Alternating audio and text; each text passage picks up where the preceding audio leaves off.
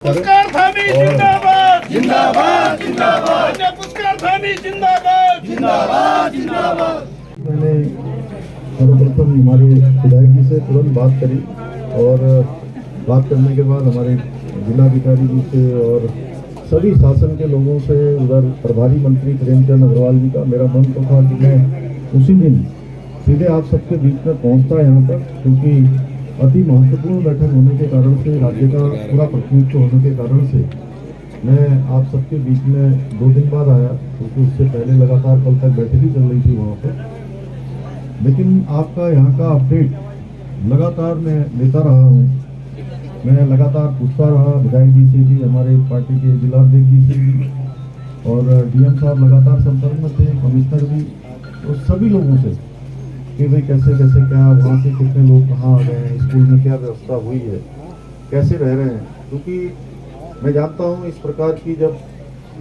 आपदा आती है तो कितनी परेशानी होती है, घर द्वार सब छूटना पड़ता है, रह जाता है, और जो लोग हताहत हुए हैं, 2 लोगों का जो इसमें दुखद देहांत हुआ है, उनको भगवान से मैं प्रार्थना करता हूँ कि भगवान उनको अपने श्री चरणों में स्थान दे और उनके परिवारजनों को, सबको इस दुख की घड़ी में उनको शक्ति प्रदान करें कि ऐसा दुख आया है।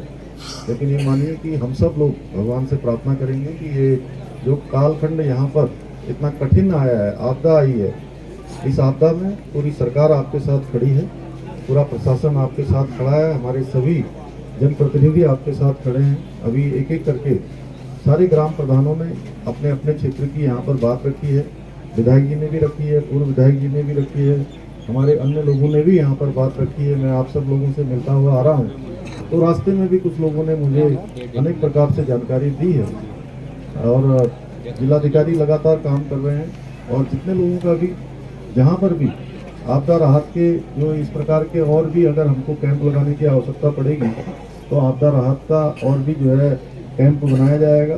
किसी को भी कहीं पर भी जो खतरे की जद में आने वाले गांव हैं या जो भी मकान हैं, उनमें से निश्चित रूप से लोगों को राहत शिविरों में लाया जाएगा। और जो आप लोगों ने बात करी है, क्योंकि ये हमारे लिए एक बार 2012-13 में भी इस क्षेत्र में बड़ी आपदा आई थी, मुझे ध्यान है, उस समय भी काफ़ी नुकसान हुआ था।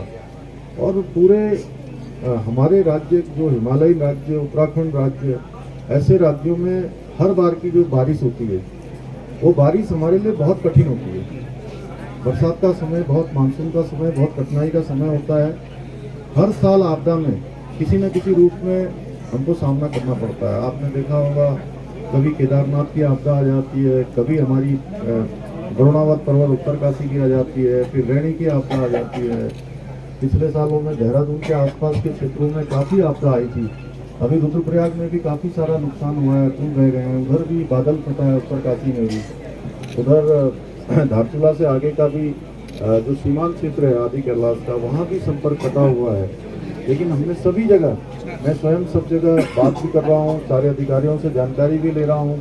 आपदा के लिए हम लोगों ने पहले से लगातार कई बार मीटिंगें करी हैं कि जिससे कि अब आपदा को हम रोक तो नहीं सकते, लेकिन आपदा के बाद जो उसके इफेक्ट्स हैं, जो उसकी परेशानियां हैं, उसको कम कर सकते हैं, तत्काल उसको कर सकते हैं। अभी आप लोगों ने सबने बताया कि यहाँ पर पुल बह गए हैं, मकान बह गए हैं, ज़मीन चली गई है, और अभी बता रहे थे कि जानवर भी जो है सारे घर के जो है छोड़ दिए हैं। तो हमारा प्रयास होगा कि हर तरीके से सबसे पहले यहाँ का जनजीवन पूरी तरह से अपने उस पर आए, और जितनी भी राज्य सरकार की तरफ से या भारत सरकार की तरफ से जो भी सहायता हम लोग अतुल्य कर सकते हैं, वो सहायता अवश्य करेंगे। एक तो सुरक्षात्मक दीवार या तटबंध जो बनाने की बात है, मैं आज कहना चाहता हूँ कि निश्चित रूप से लोगों को किसी प्रकार से भी जो है अपने घरों के आसपास असुरक्षा का भाव न हो, इसलिए हम सभी जगह पर इस प्रकार के सुरक्षात्मक दीवार बनाएंगे, तटबंध बनाएंगे।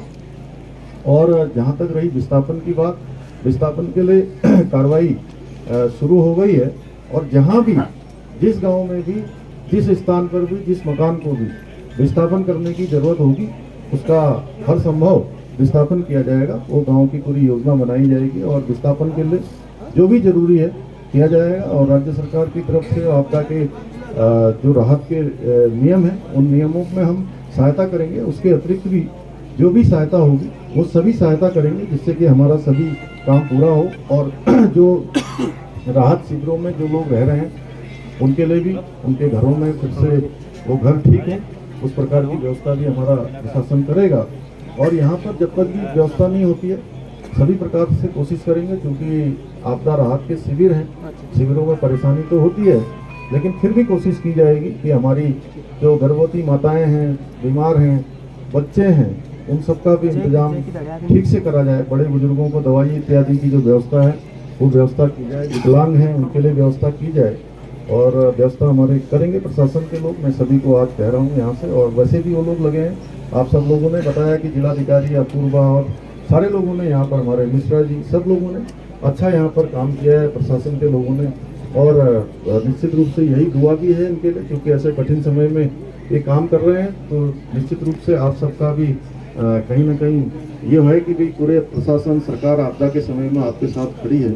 मैं बहुत ज़्यादा ना कहते हुए इतना ही कहना चाहता हूँ कि ऐसे समय में हम सब लोग, पूरी सरकार आपके साथ खड़ी है।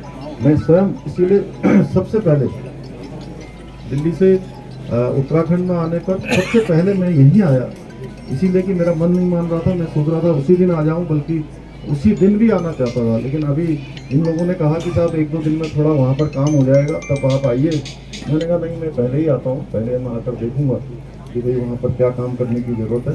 तो आप सब लोग थोड़ा धैर्य बना के रखिए, सब लोग एक दूसरे के साथ मिलजुल के भी रहना है, क्योंकि ये कठिन समय है और कठिन समय में एकजुटता होती है, सब एक दूसरे का हाथ बटाते हैं, एक दूसरे की सहायता करते हैं। तो कठिन समय आया है, कठिन समय कट जाएगा। अगर भगवान ने इतनी आपदा भी दी है तो भगवान इसके लिए रास्ता भी निकालेंगे, किसी न किसी रूप में जरूर हमारी मदद होगी। हम सब लोग इसके लिए एक साथ चलेंगे, एक साथ खड़े होंगे। फिर से इस क्षेत्र का जो जनजीवन है पटरी पर आए, लोग अपने घरों को जाएं, ठीक प्रकार से सामान्य हो। मैं भगवान से ही प्रार्थना करूंगा और सभी लोगों से कहूँगा कि ऐसे समय में हमारे जनप्रतिनिधिगण भी सारी चीज़ों को भूलकर इस समय केवल और केवल एक ही काम होना चाहिए हमारा, कि हम आपदा प्रभावित लोगों को हर संभव मदद करें, हर संभव अधिक से अधिक मदद करें। पुष्कर धामी जिंदाबाद जिंदाबाद जिंदाबाद, पुष्कर धामी जिंदाबाद जिंदाबाद जिंदाबाद। जो भी है, और जो पुल बनाने, स्कूल बनाने, रास्ते बनाने, भूस्खलन के लिए सुरक्षात्मक दीवार बनानी है, या जो भी काम करना है उसके लिए कहीं भी कोई पैसे की कमी नहीं आने दी जाएगी। कोई ये नहीं समझेगी किसी प्रकार का। और मैंने जिलाधिकारी से कहा है कि इनके पास आपदा के राहत के लिए देने के लिए अभी इन्होंने बताया कि कुछ 1 करोड़ से ज़्यादा की धनराशि यहाँ 1.5 करोड़ के आसपास बांट दी है, और जितना भी उसकी ज़रूरत होगी वो पैसा आपके कोष में है भी, और नहीं तो हम तुरंत यहाँ पर ट्रांसफ़र करेंगे। यहाँ पर आपदा के राहत के कामों के लिए, उसके सुधारीकरण के लिए, जनजीवन को पुनः रास्ते पर लाने के लिए जो भी जरूरी काम होगा वो सब किया जाएगा। धन्यवाद। पुष्कर धामी जिंदाबाद जिंदाबाद जिंदाबाद, पुष्कर धामी जिंदाबाद।